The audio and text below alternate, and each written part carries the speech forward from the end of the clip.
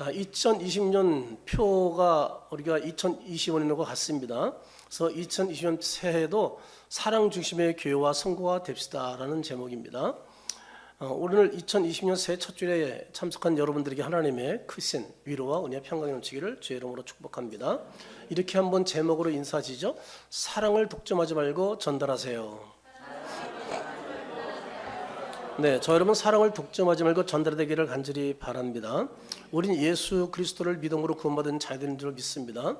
우린 예수님의 사랑으로 구원받은 자처럼 이 예수님의 사랑을 우리도 다른 사람에게 전해주며 살 줄로 믿습니다. 이게 전달이죠. 이제 너무나 흔한 말 중에 하나가 되어버렸습니다. SNS나 또 TV 어디서든 이 말이 아주 흔하게 그러다 보니까 진정성이 없는 그런 말로 희석된 그런 것이 있습니다. 이 말은 바로 뭐예요? 사랑이란 말입니다. 그러나 예수님은 사랑을 느낌이나 독점물이 아닌 전달해야 할, 흘러가야 할 생명으로 말씀하고 계십니다. 오늘 본 말씀은 예수님께서 십자가를 지시기 바로 전날 밤 제들의 발을 씻긴 후에 주신 말씀입니다. 십자가를 지시기 전 가장 절박한 순간에 남기신 예수님의 유언과도 같은 계명이라고 할 수가 있습니다. 우리는 하나님의 구원사역의 관점에서 오늘 본문을 한마디로 이렇게 정의했습니다. 어떻게 정의하느냐? 사랑은 독점이 아니라 전달이다. 사랑이 뭐라고요? 독점이 아니라 전달이다. 오늘 여러분 뇌에 이것만 새기고 가면 되겠습니다. 그럼 지금부터 이 사랑이 어떻게 시작되고 어떻게 흘러가며 어떻게 세상을 향한 복음의 통로가 되는지 세 가지를 함께 은혜를 나누도록 하겠습니다. 먼저 사랑이 어떻게 시작되나요? 사랑은 우리가 만든 것이 아닌 주께서 먼저 주심으로 시작되었다. 우리 3, 4절 같이 한번 다시 읽어봅니다. 새 계명을 너에게 주노니 서로 사랑하라. 내가 너희를 사는 것 같이 너희도 서로 사랑하라. 예수님은 서로 사랑하라고 말씀하지 않았습니다. 이 말씀의 중요한 기준을 제시했습니다. 내가 너희를 사랑한 것 같이입니다. 자세히 보세요. 예수님은 이렇게 말씀하지 않으셨습니다. 서로 잘 맞으면 사랑해. 네가 사랑받은 것만큼만 사랑해 라고 말하지 않았습니다. 대신 이렇게 말했습니다. 내가 너희를 사랑한 것 같이 너희도 서로 사랑하라 라고 말합니다. 여기서 사랑의 출발점이 누구라는 거예요? 예수님인 것을 알려주고 있습니다. 요한복음 13장의 배경은 세족식과 그리고 성만찬입니다. 제들은 누가 더 큰 장가 서로 뽐내려고 했습니다. 그리고 가룟 유다는 예수를 팔 마음을 가지고 참석했습니다. 그때 예수님은 아무 말 하지 않습니다. 겉옷을 벗습니다. 그리고 숭을 가져다 허리에 두릅니다. 그 제들의 발을 씻어주면서 닦아주기 시작합니다. 그때 깜짝 놀라는 베드로가 이렇게 말합니다. 요한복음 13장 8절 9절 우리 여성만 같이 읽어볼까요? 베드로가 이르되 내 발을 절대로 씻지 못하리이다. 예수께서 대답하시되 내가 너를 씻어주지 아니면 내가 나와 상관이 없느니라. 시몬 베드로가 이르되 주여 내 발뿐만 아니라 네, 발뿐만 아니라 어디까지요? 네, 손과 머리도 씻어달라고 말합니다. 그러자 10절 상반절에 우리 남성이 같이 읽어봅니다. 예수께서 이르시되 이미 목욕한 자는 발밖에 씻을 필요가 없느니라. 온몸이 깨끗하니라. 우리 이 내용을 너무나 잘 알고 있기 때문에 더 이상 설명이 필요 없습니다. 그리고 요한 13장 14절 이하를 보시기 바랍니다. 내가 주와 또는 선생이 되어 너의 발을 씻었으니 너희도 서로 발을 씻어주는 것이 옳으니라. 서로 대장 되려고 하는데 발을 씻어줘 종이 되는 거잖아요. 그들과 정반대의 모습을 가르쳐주고 있죠. 보여주면서 그래서 내가 너에게 행한 것 같이 너희도 행하게 하려 하여 본을 보였노라. 이것이 바로 예수님이 내가 너희를 사랑한 것 같이라고 말씀한 실제 모습입니다. 예수님의 사랑은 감정이나 말로만 그냥 표현한 것이 아닙니다. 몸으로 직접 섬기는 사랑입니다. 견디로 우리가 사랑하지 못할 때가 언제인가요? 우리가 남을 사랑하지 못할 때가 언제예요? 상대가 내게 잘해주지 않았을 때, 상처를 주었을 때, 내가 손을 보는 것 같을 때, 그때를 사랑하기 쉽지 않습니다. 그런데 놀라운 일은 예수는 우리가 사랑받을 만하거나 잘해줬을 때 사랑한 것이 전혀 아니었다. 그것을 잘 보여주는 말씀이 있습니다. 로마서 5장 8절 우리 잘 알죠? 우리가 아직 언제 사랑했다는 거예요? 그럼요. 형편없을 때, 잘못할 실수할 때, 잘 알지도 못할 때, 죄인 되었을 때 사랑했다는 것이죠. 그리스도께서 우리를 위해 죽으심으로 하나님께서 우리에 대한 자기 사랑을 확증했다는 것이죠. 사랑의 확증은 뭐예요? 의인을 사랑이 아니고 죄인을 사랑한 것이라는 것을 알고 있습니다. 예수님의 사랑은 죄인을 위하여 스스로 십자가에 자신을 내어주는 희생적 사랑이었습니다. 당시 십자가형이 어떤 십자가형이에요? 그게 굉장히 가장 수치스러운 거 아니겠어요? 매우 두려운 것입니다. 매우 잔인한 형벌입니다. 예수님은 그 십자가를 제자들을 위하여 나아가 여기는 저와 여러분을 위해서 기꺼이 지셨다는 사실입니다. 하나님이 죄인을 사랑한 것처럼 사랑은 자격 없는 자에게, 자격 있는 자에게 보상이 아니에요. 자격 없는 자에게 은혜로 흘려보낸 선물이 사랑입니다. 아멘입니까? 그래서 이렇게 말이 됩니다. 하나님 너를 저주해, 미워해, 너는 죄인이니까 라는 말이 아닌 하나님은 당신을 사랑해. 아직 예수 믿지 않고 죄인의 행동을 하더라도 하나님 여전히 당신을 사랑하고 있어. 아멘입니까? 그럼요. 영국 스퍼전 목사님의 한 청년이 와서 불평합니다. 교회 사랑이 부족한 것 같아요. 우리 교회 사랑이 부족하다고 지적을 한 겁니다.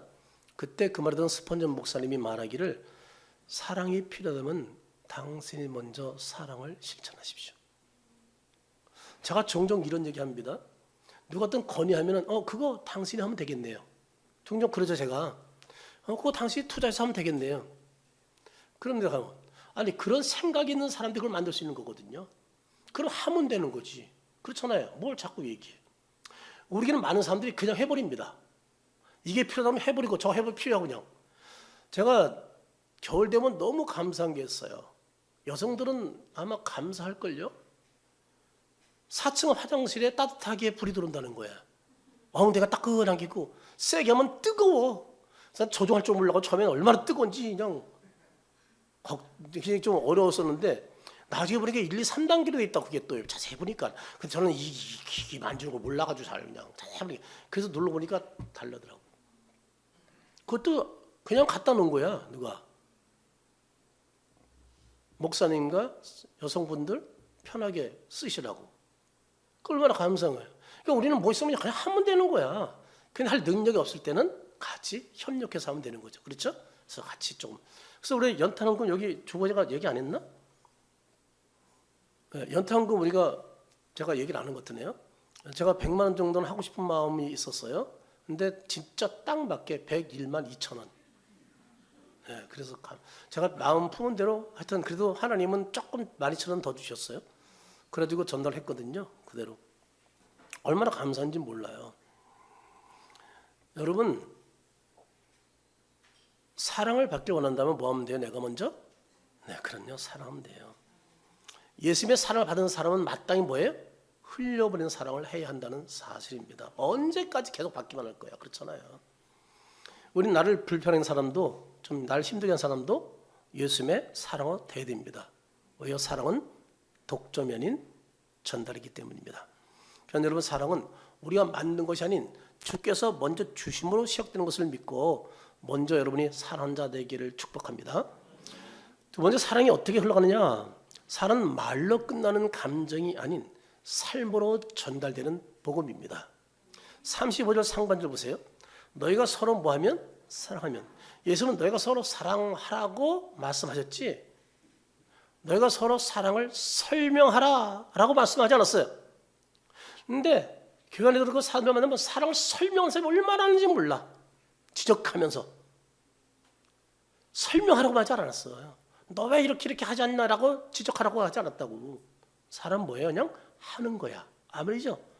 그러면 받으면 바뀌게 돼 있는 거예요. 그래서 싸울 필요가 없어요. 기분 나빠할 것도 없어요. 그냥 깨달을 때까지 그냥 실천해 버리면 돼. 제가 장례식 때 얘기했잖아요. 집안이면서도 인사 안 하는 세 사람. 뻘쭘히 쳐다보고 한 번도 눈도 안 맞추려고 하고 내가 쳐다보면 딴 데 보고 내가 계속 그런 사람.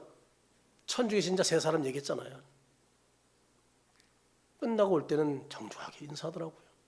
그 사모님한테는 뭐라고 하면서 복 받을 거라고까지 얘기했대. 많이 발전했어. 눈길도 안 맞을 때니까요. 인사가 되니까 제가 집 내산데도 불구하고 그 집안 사람이 이게 있을 수 없는 일이잖아요. 이 천주교의 그 우월감인지 모르지만 아무튼 근데 나중에는 달라졌어. 왜냐면 계속 친절로 됐거든. 계속 30대밖에 안 되지만 내가 신부하면서 존중했거든. 그리고 또 잘했거든. 계속 섬겼거든. 커피까지 사줬거든. 그러니까 나중에는 확 바뀐 거 있죠. 처음부터 그래서 얼마나 좋아. 근데 예수 믿는 사람은 어떤 사람입니다? 나중에 하는 사람이 아니라 뭐예요? 처음부터 그런 사람이야. 저 사람이 날 미워하는 거 알아. 상처 주기도 해. 그래도 계속 베푸는 거야. 왜냐면 사랑은 독점이 아니라 뭐라고요? 전달이거든. 여러분 먼저 실행하기를 주님 축복합니다. 쉬운 것은 물론 아니지만 예수님의 사랑을 가진 사람이라면 이렇게 사는 게 정상이야. 저 사람이 할 때 기다리지 말고. 그럼 늦어. 할 수 있을 때 무조건 귀에 있으면 하는 거예요. 20세기 기독교 사상에 큰 영향을 끼친 미국의 신학자 그리고 철학자인 프랜시스 세포가 이런 질문을 던졌습니다. 만약 우리가 서로 사랑하지 않는다면 세상은 우리가 전하는 복음을 믿을 이유가 있는가? 서로 사랑하지 않으면서 그런 모습 보이는 우리가 전하는 복음을 믿을 수 있는가? 보면은 사랑이 절대적입니다. 사랑 없는 진리는 사람의 마음을 찾게 만듭니다. 맞아 틀려요. 사랑 없는 진리를 누가 받아들여요? 진리 없는 사랑은요 방향을 잘못 잡아 다른 길로 가게 만듭니다. 우리가 잘 알듯이 예수님의 사랑은 언제나 진리와 함께 움직이는 사랑이었습니다. 제가 실례를 몇 개만 말씀드릴게요. 먼저 나병 환자를 대하는 예수님의 사랑을 보겠습니다. 마가복음 1장 41절 42절을 같이 한번 보겠습니다. 예수께서 불쌍히 여기사 손을 내밀어 그게 대심에 이르시되 내가 오느니 깨끗함을 받으라 하시니 곧 나병이 그 사람을 떠나고 깨끗해진지라. 저는요 어릴 때부터 나병 환자 보면 돌 던졌어. 그냥 동네를 모여서 돌을 넣어서 동네에서 쫓아냈어요. 무섭기도 하지만 그지고 막 이런 사람. 근데 지금 보니 얼마나 잘못한, 제가 예수 믿고 회개한 것이 중에 하나라니까요. 아니 나병 환자 그 얼마나 몸이 징그럽고 붕대, 그 당시에는요 붕대 싸면 붕대 앞으로 골이 줄줄 흘렀어요. 그리고 걸음 흐르면서 와가지고 동양해달라니 무서워서 어디 같이 가. 가까이 못 가는 거예요 막 그냥. 그러니까 오지마 돌 던지고 막 쫓아내고 그랬다니까요. 사람을 때리지 않았지만 어디서 돌에 맞기도 하겠죠. 근데 그 당시 때였거든요. 가까이 돌로 던졌거든요. 돌 던질 만큼 안 맞는 곳에 가 있었게 했거든. 거리를 뒀거든요. 근데 예수님께서 손을 내밀어 그 환자의 몸에 손을 댔대. 저와 얼마나 비교돼 이게요. 손양 목사님은 골을 빨아줬다면서요. 충격적인 사건인 거예요. 나병 환자를 징그럽다고 피하지 않았어요. 저와 다르죠? 직접 환부의 손을 대고 치료해 주신 예수님이야. 이게 진정 사랑이라는 거예요. 간호받아 잡힌 여인, 여러분 잘 알죠? 요한복음 8장에 그 여인을 대하는 예수님의 사랑을 보겠어요. 요한복음 8장 11절 하반절 보세요. 예수께서 이르시되 나도 너를 정죄하지 않으니 가서 다시는 죄를 범하지 말라 하시니라. 유대인들은 가늠한 여인을 율법대로 돌로 쳐주고 다 돌 들고 왔어. 죽였다고. 시험하는 거야. 예수님한테 어떡할까요? 그랬잖아요. 하나같이 뭐에 때려 죽일 생각하는 거야. 남이 죄를 두고 못 보는 거야. 때려 죽이려고 하고 있는 거예요. 근데 7절 하반절 보세요. 너희 중에 뭐라고요? 죄 없는 자가 먼저 돌을 치라. 죄 없는 자가 세상에 어디 있어? 그거 작은 것뿐이지. 여러분, 주님 앞에서 죄는 다 죄지 크고 작은 거 없어. 우린 내가 조금 남보다 좀 거룩하게 살았다고 남을 쉽게 정죄하거든요. 주님이 굉장히 싫어 이거를요. 제가 신앙이 자라서 깨달은 거예요. 내가 10원 도둑질 하나 100억 도둑질 하나 주님 볼 땐 똑같은 죄인들이야. 근데 이 말 딱 들으니까 작은 죄도 짓지 않은 게 없거든. 다 돌로 어떻게 썩어서 자리를 피했잖아요. 그때 예수님께서 하신 말씀이 뭐예요? 나도 너를 정죄하지 않으니 가서 다시는 뭐라고요? 죄를 범하지 말라. 예수님은 돌에 맞아 죽어 마땅한 여인에게 용서와 새로운 기회를 주는 것을 여기서 발견할 수가 있어요. 이게 진정한 예수님의 사랑이에요. 죽은 자의 가족과 함께 슬픔을 나눈 예수님의 사랑도 볼 수 있어요. 요한 11장 35절 예수께서 눈물 흘리시더라. 친구 나사로 죽자 예수님이 눈물 흘려요. 사람들이 뭐라고 말해요? 36절 하반절에 보라 그를 얼마나 사랑하셨는가. 여기까지는 너무 좋았어요. 그리고 잘 얘기했어요. 여기서 끝났어야 됐어요. 여기까지 유대인이 인간다웠어요. 그래 그 다음 말이 문제인 거야. 여러분 누가 얘기할 때 꼭 앞서절만 얘기하고 뒷소절 얘기하지 마.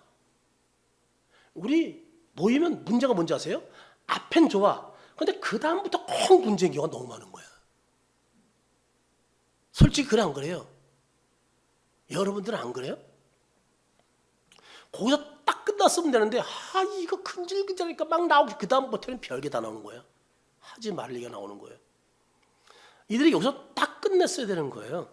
근데 그 다음 말이 문제야. 3절 하반절에 맹인의 눈을 뜨게 한 이 사람이 이 사람 죽지 않게 할 수 없었더냐? 아니 죽은 사람을 못 살리는 거 알잖아 자기들이. 그런데 이런 얘기를 하고 있냐 말이야. 말도 안 되는 얘기를 하고 있잖아. 참 죽지 않게 할 수 없었대. 맹인이 뜬 사람이. 그런데 예수님이 생명의 주인 것을 그래서 보여주잖아요. 나서 나와라. 그를 풀어 놓아 다니게 해라. 살려버리잖아 그냥요. 그들이 약호 죽게 하려고 한 건 아니에요. 예수님이 뭐라고요? 생명의 주인 것을 보여준 사건이라는 거예요. 그래서 가족의 슬픔을 뭐로 바꿨다? 기쁨으로 바꿔주신 사랑을 여기서 발견하게 됩니다.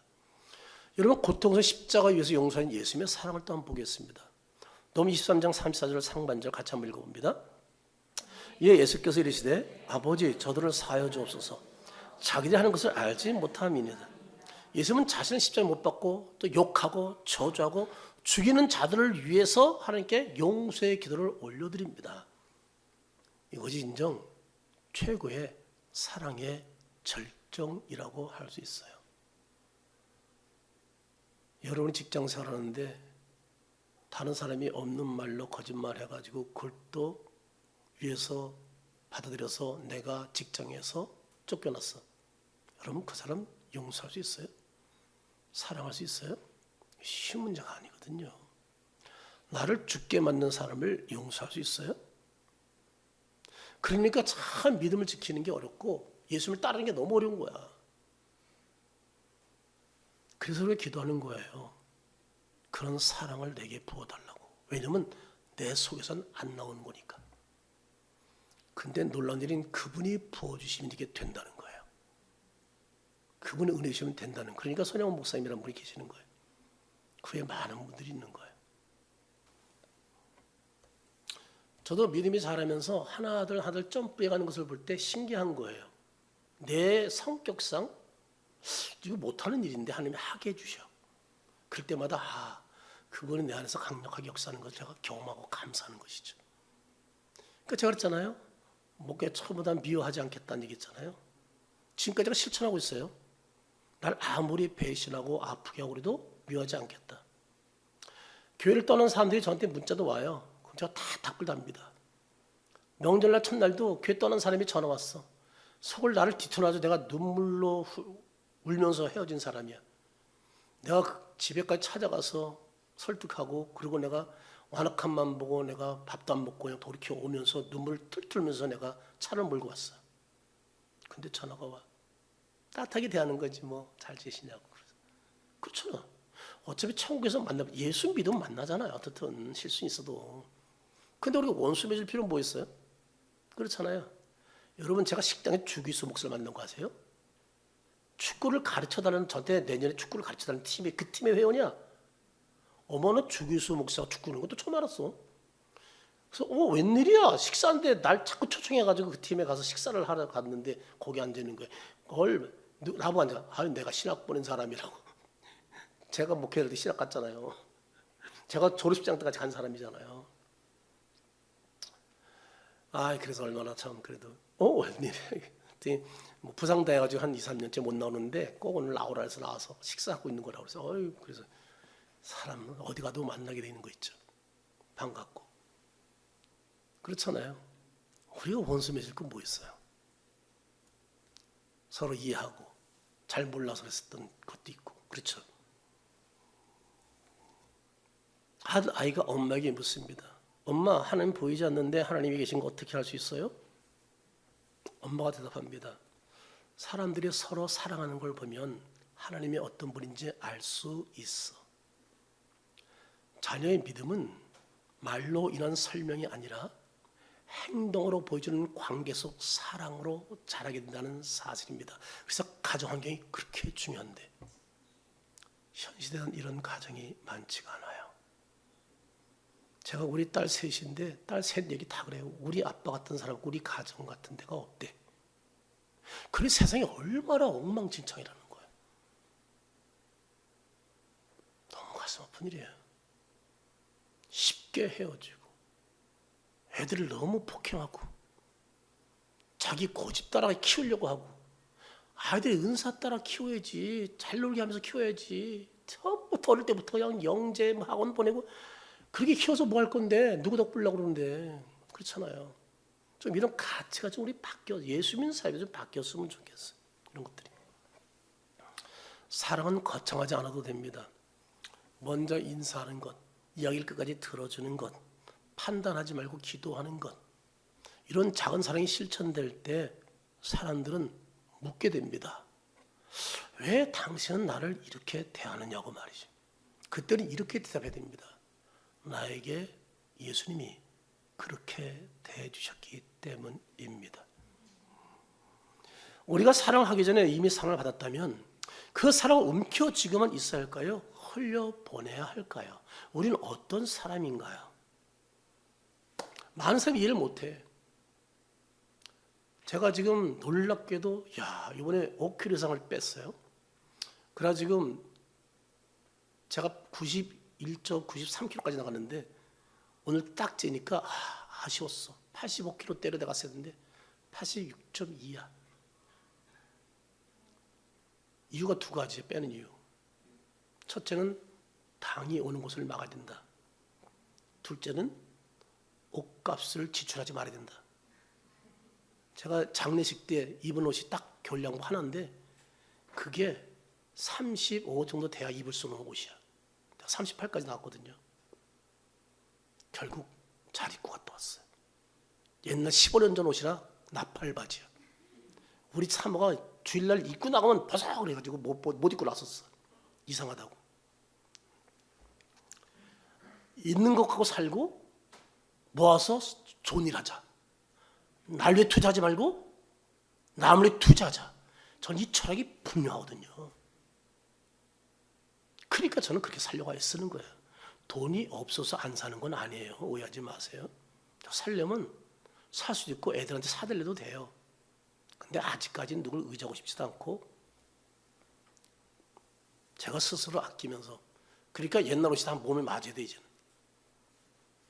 조금 오늘은 여유 있어져서 이게 얼마나 감사한지 몰라요. 여러분 잊지 마세요. 사랑은 독점이 아니라 전달이라는 것을. 여러분이 말로 끊는 감정이라 삶으로 전달하는 복음인 사랑을 흘려보낼 수 있기를 제 이름으로 축복합니다. 세 번째, 어떻게 사랑이 세상을 향한 복음의 통로가 되나요? 사랑은 교회 안의 소비가 아닌 흘려보내야 할 생명수가 될 때입니다. 35절 같이 읽어보겠습니다. 35절입니다. 너희가 서로 사랑하면 이로써 모든 사람이 너희가 내 제자인 줄 알리라. 이 말씀을 보면서 놀라지 않나요? 기적을 보면 말씀을 잘 전하면 제자인 줄 알리라 라는 말씀이 아니었어요. 제자를 어떻게 알다고요? 너가 서로 사랑하면 제자인 줄 안다는 거예요. 예수님은 사랑의 목적을 분명히 말씀했어요. 너가 서로 사랑하면 너를 통해서 제자인 걸 알고 복음이 증거된다는 것을 말씀하고 있는 거예요. 3절 35절 끝에 알리라라는 그런 단어가 나와요. 이 원어의 뜻은 뭐냐면 관찰하여 확신하게 하다라는 뜻입니다. 관찰해서 확신하게 하다. 서양 사람들이 성도를 오래 지켜보다가 성도의 사랑을 보고는 저 사람을 관찰했더니 진짜 다르네 라고 인정하게 된다는 말씀이에요. 교회 성숙은요, 교회 출석이나 봉사, 지식이나 헌금 마련돼 있지 않아요. 사랑이 있습니다. 교회 성숙은 뭐로요? 사랑으로 확인됩니다. 그러므로 사랑은 교회에서 소비되는 것이 아니라 세상을 향해 보여주는 표지판이 되어야 한다는 사실입니다. 그래서 교인들은 식당이나 카페에 가서 우리 교인들 절대 그러지 마세요. 교회 사역자나 성도를 좀 비난하지 마세요. 저도 많이 들으니까 막 가서 야단치고 싶어 막 그냥. 왜냐면 그것이 복음을 방해하거든요. 근데 이런 어리석은 짓을 너무 기독교인이 많이 하는 거예요. 제가 들을 것도 수도 없이 많으니까. 저도 사람들 만나러 가잖아요, 가끔. 그러면 주변에 대체로 낮에 온 사람들이 권사님들이야. 신기해. 먹으러 가도 권사님들이 왜 이렇게 많이 와? 근데 거기서 남을 비방하는 게 그렇게 많이 나올 수가 없어, 세상에. 그럼 그 주변에 불신자도 있을 거네요. 여러분, 그런 교회 여러분 같으면 나가겠어요? 너무 마음이 아픈 거예요, 저는. 서로 사랑하지 않고 서로 비난 자디 다는 교회를 스스로 찾아서 나오고 싶은 불신자가 있겠느냐 말이에요. 복음의 판꾼들이 되는 거야 지금. 그걸 모르고 그냥 계속 관사님 막상 아이고 이러면서 얘기하고 있으니 거기다 또 음식마다 벼락 소리 질러 거기다가 금방 권사님 장로님 했다가 말이지. 와, 그럼 전막 혈압이 올라버려 그냥 나오고 싶어. 아예 회장님 그래 그냥 그러면 사장님 그러고 아예 그렇게 억지로 바. 그러니까 우리 교인들은 어디 사장님 회장님으로 바꿔요. 사모님으로 사모님? 네 아무튼 제가 오죽하면 이런 얘기까지 할 게 있어요. 초대교회 시절에 로마 제국에 전염병이 돌았을 때 많은 사람들이 가족까지 버리고 도망쳤어요. 로마 사람들이. 근데 놀라운 일이 일어났어요. 그리스도는 병든 자 곁에 남아서 돌보았습니다. 로마 사람은 도망쳤는데 자기 살겠다고 전염병 퍼지니까. 그리스도인들은 그 병자 앞에서 그들을 섬깁니다. 그래서 3세기 역사가 에우세비우스는 그 모습을 이렇게 기록을 남겼어요. 로마인들은 병든 자를 버리고 피했으나 그리스도는 죽음을 무릅쓰고 환자 곁에서 섬겼다. 그 결과 로마 사람들은 보라 저들이 서로 사랑하는 것을 이라고 말했습니다. 이런 초대교회 모습을 한국교회가 지금 회복해야 돼요. 한국교회가 회복해야 돼요. 이렇게 한국교회가 갈라지고 패싸움하고 교회 안에서 따로 예배드리고 이런 적이 없어요. 한국교회가. 너무 가슴 아픈 일이에요. 우리는 개인주의가 활발한 시대의 개인주의가 아닌 사랑 중심의 공동체가 될 줄로 믿습니다. 전 헌혜 집사님으로부터 오래전부터 장모님의 정례를 부탁받고는 소생하기를 한 번도 뵌 적이 없고 잘 알지도 못하고 다른 교회 권사님이시고 그리고 사모님도 권사님이신데 왜 내게? 라는 생각을 가졌었어요. 그러나 뭐 그냥 오래전에 얘기했으니까 오래전에 그래서 그냥 건성으로 그냥 네 알았어요 그러고 대답을 했어요. 그래서 사명단일 허지섬이 전화가 또 온 거예요. 오래 그러고 한 오랜 됐죠. 작년에 얘기하고 나서 그때도 작년이구나. 그 얘기 한 지 한 6개월 만에 전화가 온 거죠. 삼위 위독하다고 오늘 내일 하는데 목사님 꼭 장례를 해주셔야 되겠습니다. 그러는 거예요. 또 부탁하신 거예요. 그러니까 계속 몇 번을 얘기했어요 저한테요. 그래서 얘라고 대답하면 머리가 복잡했습니다. 왜냐면 목회자 가장 바쁜 시기 언제예요? 연말이잖아요. 송구 영신 예배 있죠. 특세 있죠. 언제 들어갈 줄 모르잖아요 이게. 그러니까 이게 또 중복되면 굉장히 골치 아픈 일이 생기는 거예요. 근데 그 전화 끝난 지 뭐 한두 시간도 안 돼 전화가 온 거예요. 돌아가셨다고. 운명하셨다고. 아이고. 그러니까 제 마음이 갈필 그때 막 특세 준비하고 있을 때였거든요. 어떻게 주벌 만들이 이러고 막 지금은 그거한테서 머리 쓰고 막 있는 가운데 이러니까 아무것도 일이 안 되는 거야 지금. 그래가지고 일단은 그것도 수습해야 되잖아요. 그래서 어떻게 하고 그래서 이렇게 하기 위해서 어떻게 해서 김단일 소개해가지고 어떻게 하고 뭐 건대병원 딱 한 칸 남은 거예요. 그게 건대병원에. 그래가지고 이분이 당하니까 그 정신 맑은 분이 당하니까 어떻게 할 줄 몰라서 버벅거리시더라고. 그래서 제가 갔어. 설교 준비하다 말고 집으로. 이분이 안정이 안 되니까 가가지고 거기서 다 설명해주고 뭐하고 연락해주고 급하니까 이거 문자도 보내야 되는데 할 줄도 모르잖아요. 그래서 어떻게 한또 그것도 가르쳐주고 뭐 그러니까 이게 다른 데 다 가버린 거야. 이게 지금 선거인세배 앞두고 지금 막 그냥 정신 딴 데 막 가버린 거야 지금. 그런 가운데 이제 준비해서 하여튼 장례식을 하게 됐는데 장례 일정이 신의 한 수라는 거 아세요? 기가 막힌 거예요. 31일 오후 3시 간제배 마지막 날. 1일 새 송구시 예배 끝나자마자 2시 반 발인 예배. 그리고 도착해서 11시경 야간 예배. 날씨가 얼마나 화창한지. 날씨는 추운 날씨였지만 바람도 많이 안 불고 얼마나 날이 쨍쨍. 자리도 기가 막혀. 신안 그 먼 바닷가 바로 앞에서 자리도 참 좋은 자리예요. 그리고 영광에서 중식을 하고 올라왔습니다.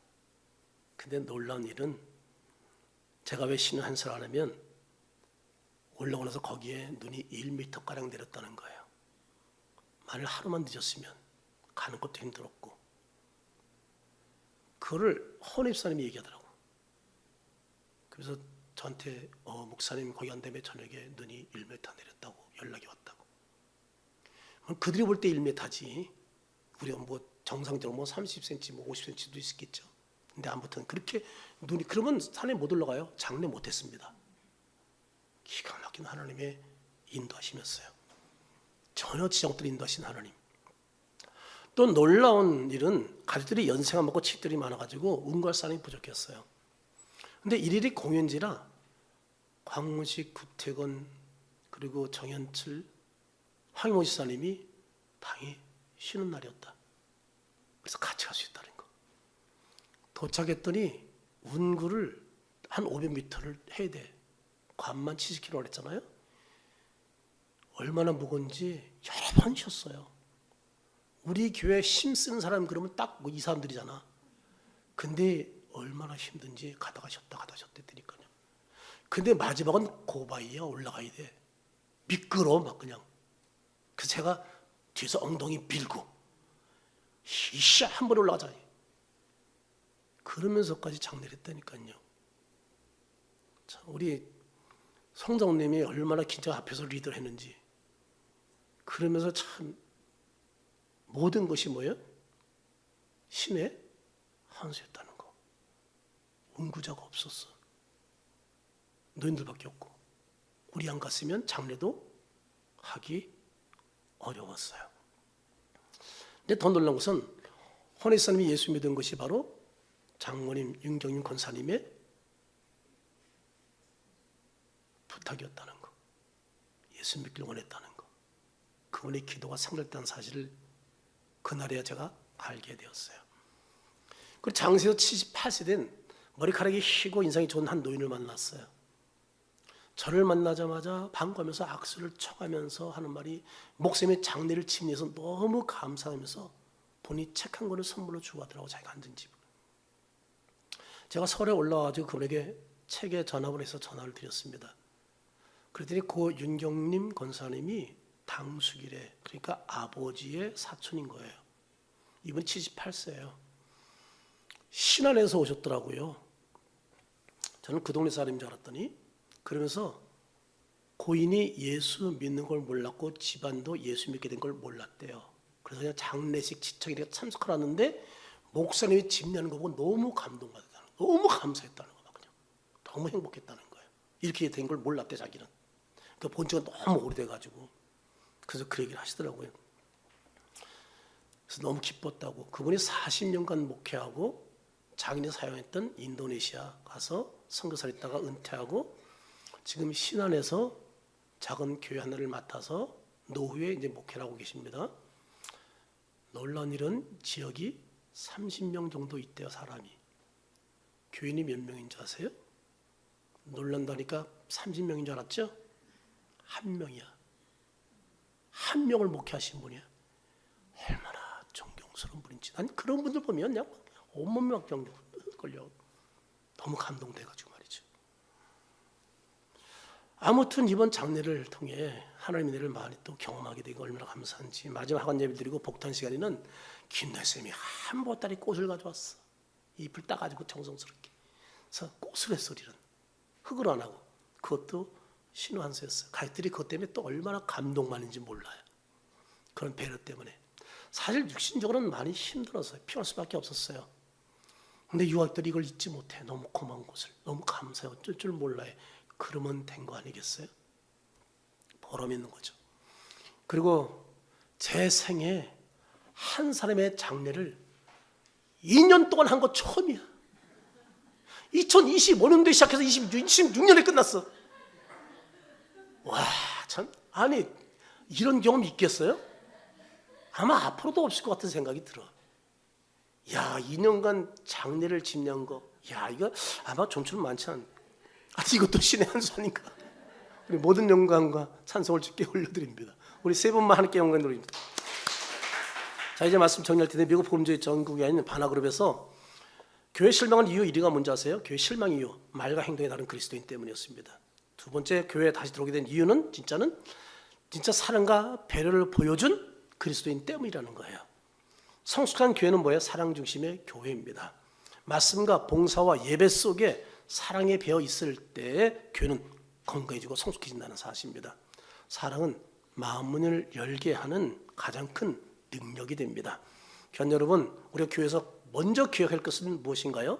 사랑은 움켜쥘수록 줄고 나눌수록 커진다는 사실입니다. 하나님은 사랑을 독점하는 분이 아니라 아들을 내어주신 분이십니다. 오늘은 이 새 계명을 다시 마음에 새기면 좋겠습니다.